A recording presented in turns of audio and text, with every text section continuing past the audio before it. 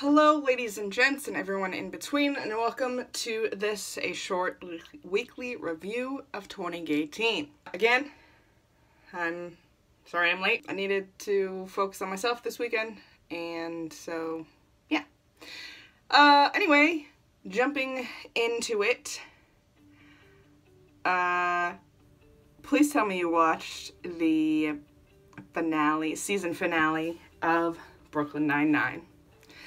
Finally got to see Gina Rodriguez, and it was amazing.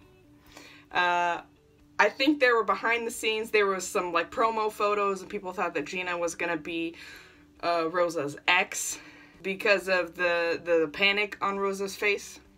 When in fact she's an Uber driver that Terry kind of sets her up with, I guess. I don't know. Terry's whole thing in that was hilarious. Oh my gosh, you need to watch it.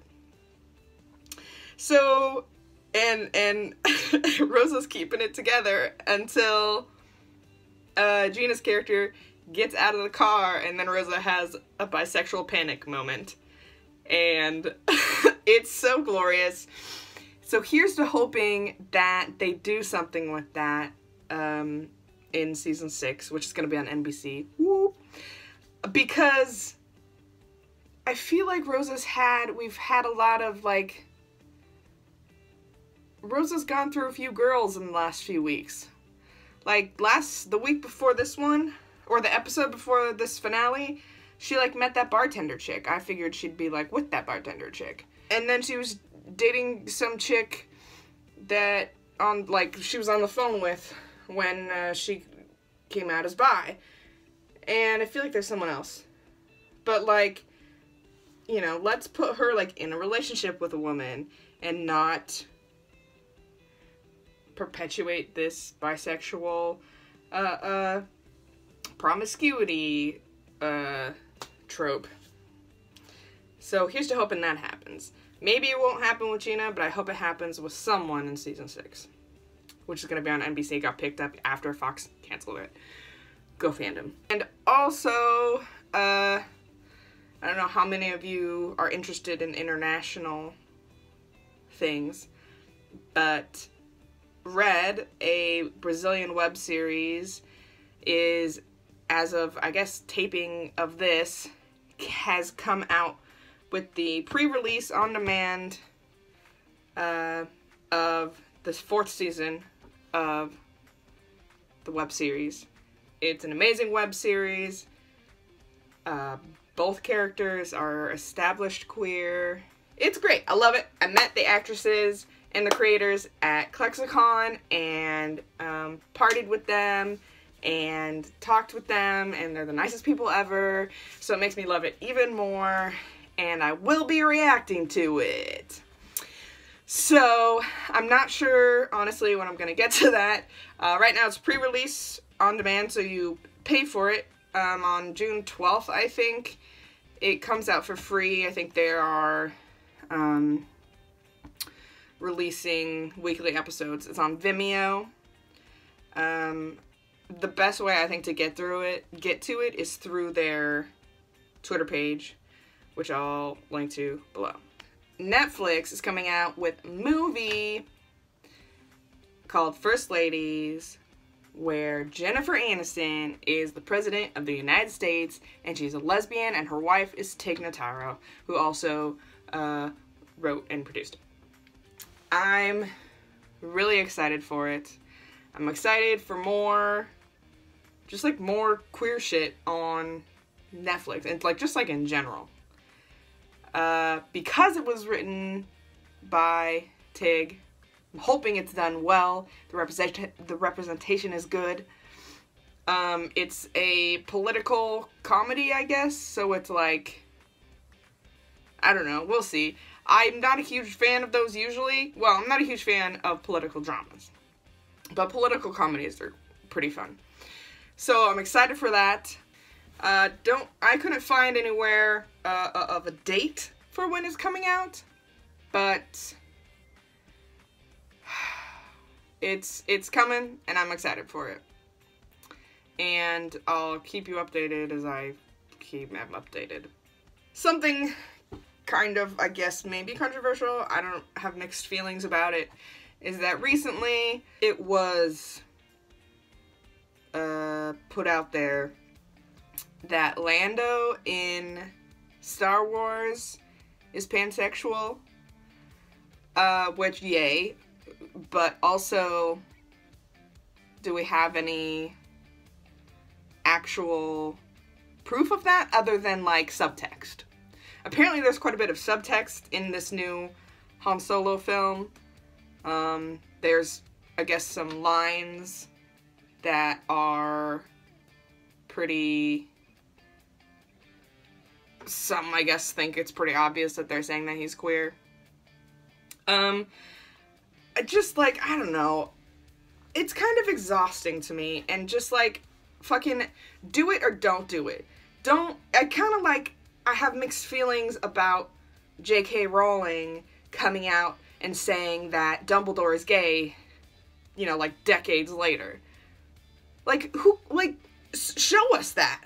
Show us that he's gay. I mean, when I was reading it, I already had that information because I read it, like, a couple years ago for the first time, and I was like, oh, he definitely was in love with this one dude. Don't remember his name. But, like, if you didn't know that information, honestly, you wouldn't fucking know. If you have to tell us that someone is queer in a movie, you're not doing it right. I think it's interesting. And then, actually, Donald Glover, who plays him in the Han Solo film, was like, yeah, it makes sense, you know, you're in space, there's lots of stuff to have sex with. Which, like, cool, makes sense. I'm down with that. I'm down with humans having sex with aliens and androids and stuff like that. But, like, show it to us, you know? Part of me, I don't know, part of me is like, we don't always need romance. But part of me is like, show us queer romance. You know what I mean? I don't know. And at some point they talk about, in this interview that I'll link to, they talk about having a line. There's always a line here or there, right? About someone being attracted to an unconventionally attractive person. And that's awesome. They want to, like, challenge the way that people, like, are, like, a conventional attractiveness or something like that. Which I think is a really interesting concept. Go somewhere with it. I'm sure there's gonna be hundreds more Star Wars films, and maybe someday they'll have a queer character in it who's, like, obviously queer. Apparently Laura Dern's character in the books is queer. Show us that on screen. I've heard that one reason that these big companies don't do it is because they're scared of overseas. They're afraid of the reception overseas. Which, like, honestly, go for it. Because a lot of overseas countries are, like, hip to the queer.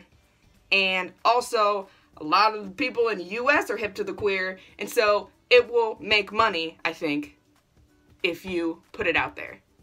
If you put that representation out there, fandom is powerful. So if you put it out there, they will come. Speaking of representation and putting it out there, there is a new children's book called Prince and Knight. It is a gay children's book, and I love it.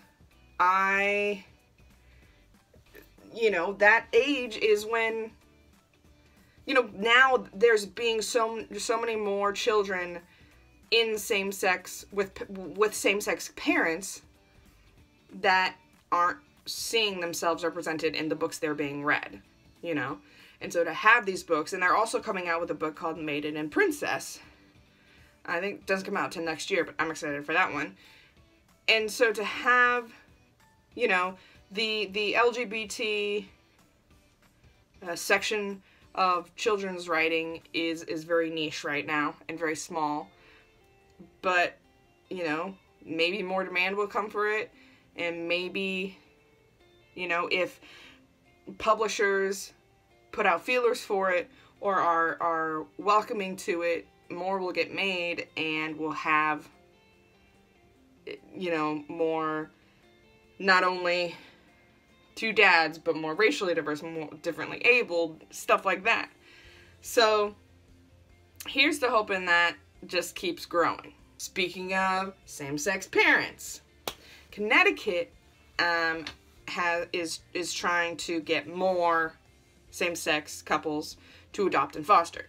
In a world where currently states are cracking down and banning or making it easier for foundations and organizations to ban same-sex couples from adoption and foster care, Connecticut is trying to get more same-sex couples into adoption and foster care, which I think is great. You know, I'm sure that a lot of same-sex couples are wary of it and are a little bit, you know, afraid, or like it's not worth it.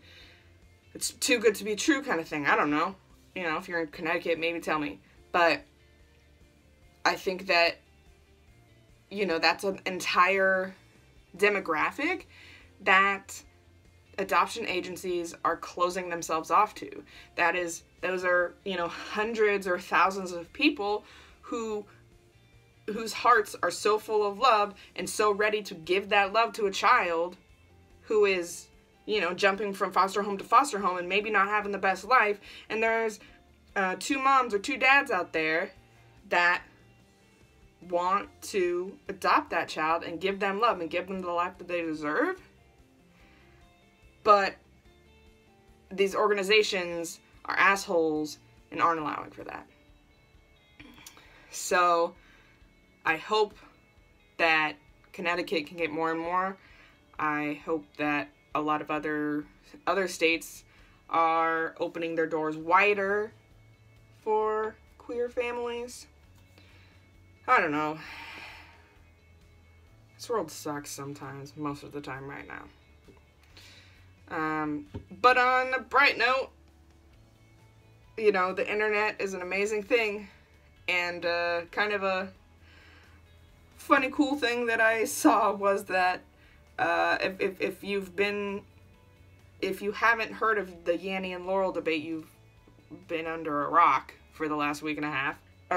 But I guess someone tweeted out like a one shot of a Yanny and Laurel lesbian fan fiction.